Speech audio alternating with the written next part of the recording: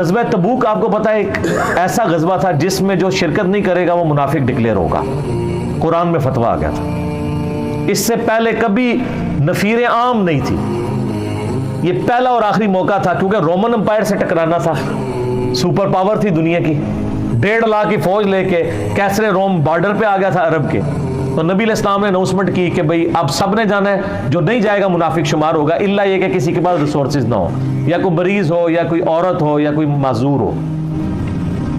منافقین آگے بہانے کر رہے تھے. کچھ سادہ لوگ مسلمان بھی اس کا حصہ بن گئے.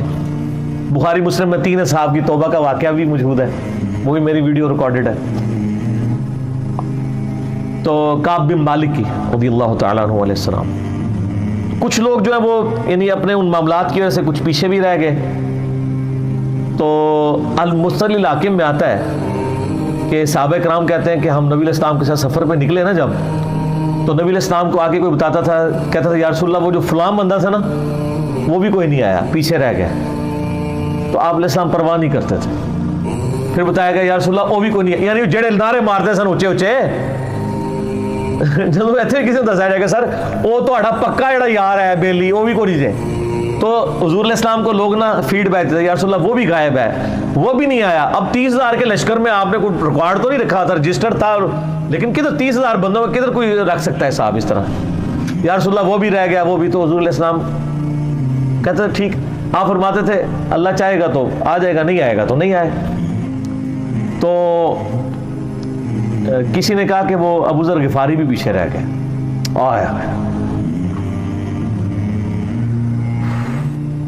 اور ابو ذر کو اس کے اونٹ نے روک لیا. اونٹ ہی نہیں اٹھ رہا تھا نا سر, وہ آپ کو گاڑی تو نہیں ہے نا جو سٹارٹ کر لیں گے آپ.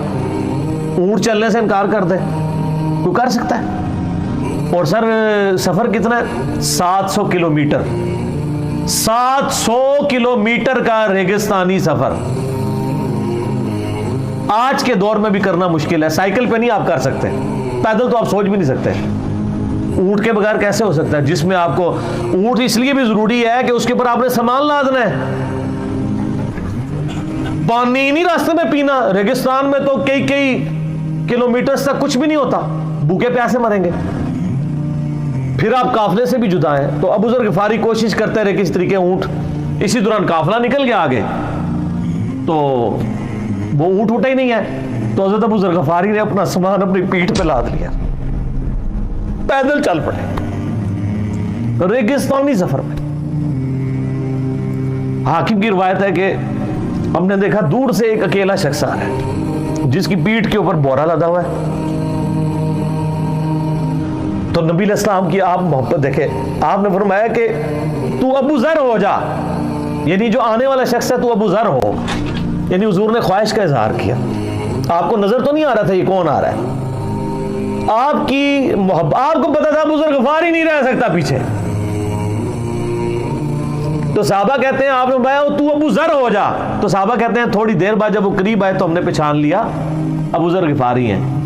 تو جب ہم نے پہچان لیا نا تو حضور علیہ السلام نے ان کے پہنچنے سے پہلے آپ نے فرمایا ابو ذر کو دیکھو اکیلا آ رہا ہے, اکیلے ہی دنیا سے جائے گا اور قیامت دن بھی اکیلا اٹھایا جائے گا.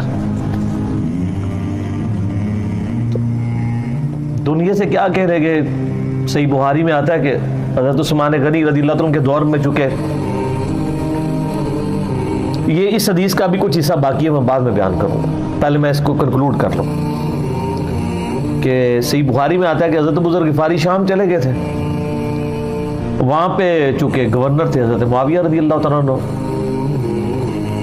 وہ قرآن کی وہ جو سورہ توبہ کی آیات ہے نا کہ جو لوگ سونا اور چاندی جوڑ کے رکھتے ہیں یہ گرم کر کے ان کی پیٹھوں پہ, ان کے ماتھے کے اوپر لگایا جائے گا قیامت والے دن. تو وہ یہ آیت پڑھا کرتے تھے اور حضرت معاویہ سے ان کا جھگڑا رہتا تھا کہ تم لوگ جو یہ مال جوڑ رہے ہو نا اور یہ اتنے خزانے تم لوگوں نے بنا لیے ہیں, یہ نبی علیہ السلام کی تعلیمات کے خلاف ہے. تو حضرت معاویہ کہتے تھے یہ تو اہل کتاب کے بارے میں آیات نازل ہوئی ہیں. تو وہ کہتے تھے نہیں یہ سب کے بارے میں ہے. اب شرعی حکم یہ ہے کہ مال آپ جوڑ سکتے ہیں اگر آپ زکوٰۃ دے رہے ہیں, لیکن یہ پسندیدہ نہیں ہے. طریقہ نبوت یہ نہیں ہے. نبی علیہ السلام نہیں جوڑ سکتے تھے, پوری زندگی زکات دینے کی نوبت نہیں آئی ہے, حالانکہ خمس ملتا تھا, خیرات کر دیتے. ابو ذر غفاری کا جھگڑا یہ تھا کہ تم تو نبی کے صحاب ہو, تم لوگوں کو یہ زیب ہی نہیں دیتا کہ تم لوگ اس طرح کے محلات میں رہو اور اس طرح مال جوڑو. تو اب چونکہ سینئر صحابی تھے, ان کو ہاتھ ڈالنا بھی آسان نہیں تھا. پھر نبی علیہ السلام نے فرمایا ہو کہ اس سے زیادہ سچا انسان ہی کوئی نہیں. تو حضرت معاویہ نے خط لکھا حضرت عثمان کو کہ جی اس بندے سے میری جان چھڑائے نا, اس کو آپ واپس بلائیں. تو حضرت معاویہ نے جب خط لکھا تو حضرت عثمان نے ان کو کہا تم مدینہ شریف واپس آ جاؤ.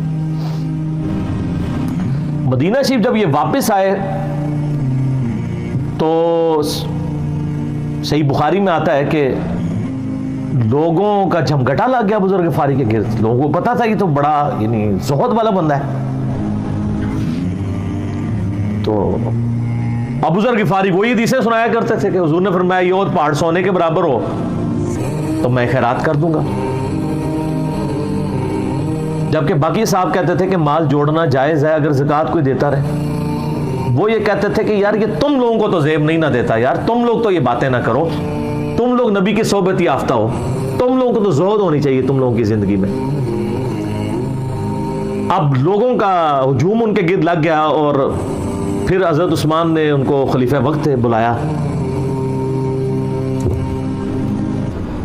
اور کہا کہ یار تو خود ہی مدینہ شریف چھوڑ کے یہاں سے چلا جا, تیری وجہ سے فتنہ کھڑا ہوا ہے. تو حضرت عثمان نے کہا کہ میں نے تو نبی علیہ السلام سے سنا تھا کہ حکمرانوں کی اطاعت کرنا, صبر کر لینا. تو ایک زبدہ نامی کا ایک گاؤں تھا مدینہ شریف کے پاس, شہر سے ہٹ کے, تو وہ پھر وہاں پہ ہجرت کر گئے. آپ دیکھیں ریونج کیسا تھا, لوگ کتنے ڈرے ہوئے تھے.